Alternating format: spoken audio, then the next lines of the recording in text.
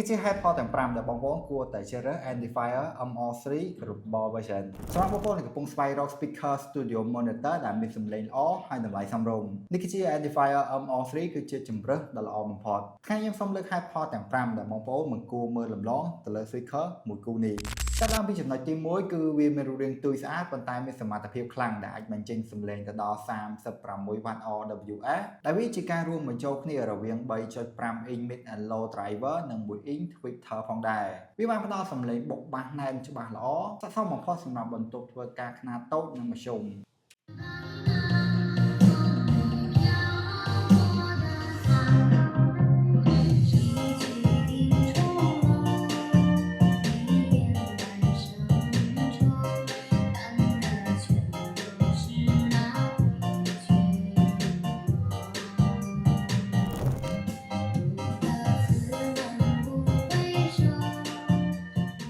ហើយផលទី2គឺ Amplifier MR3 Global Version នេះទទួលបានគុណភាពសំឡេង High Res Audio ទៅពេលដែលបងប្អូនស្ដាប់បាសនេះហើយច្បាស់ដូចក្នុង Studio អញ្ចឹងអ្វីដែលកាន់តែពិសេសជាងនេះទៅទៀតវាមានមុខងារដ៏ឆ្លាតវៃដែលជួយកែតម្រូវសំឡេងឲ្យត្រូវនឹងបន្ទប់ទោះបីជាបងប្អូនស្ដាប់នៅជ្រុងណាក៏ដោយហើយផលទី3គឺជា Head Port ដែលបងប្អូនអ្នកកាត់តវីដេអូធ្វើភ្លេងអីដឹងតែពេញចិត្តតែម្ដងដោយ Amplifier MR3 បានបញ្ចេញសំឡេងពិតៗសាច់ភ្លេងដើមមិនលំអៀងឬថែមថយបាសនោះទេដែលជួយឲ្យយើងដឹងពីគុណភាពសំឡេងពិតប្រាកដក្នុងការកាត់ត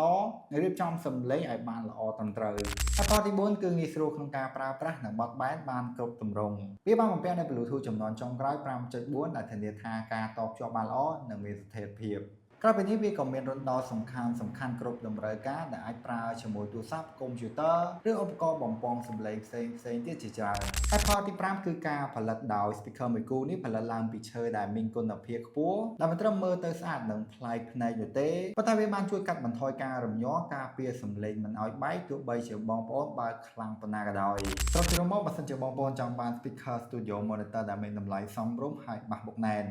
Amplifier MR3 Global Version មួយគូនេះគឺជាជម្រើសដែលបងប្អូនមិនគួរមើលរំលងប៉ុន្តែជាបងប្អូនពិបាកក្នុងការសម្រេចចិត្តបងប្អូនអាចមកតេស្តបាននៅ Techbox Cambodia បានសម្រាប់ព័ត៌មានលម្អិតបន្ថែមនៃការបញ្ជាទិញបងប្អូនអាចតាក់ទងទៅកាន់ Facebook Page Techbox និង Creator Hub ឬក៏តាមរយៈ Telegram លេខ015 965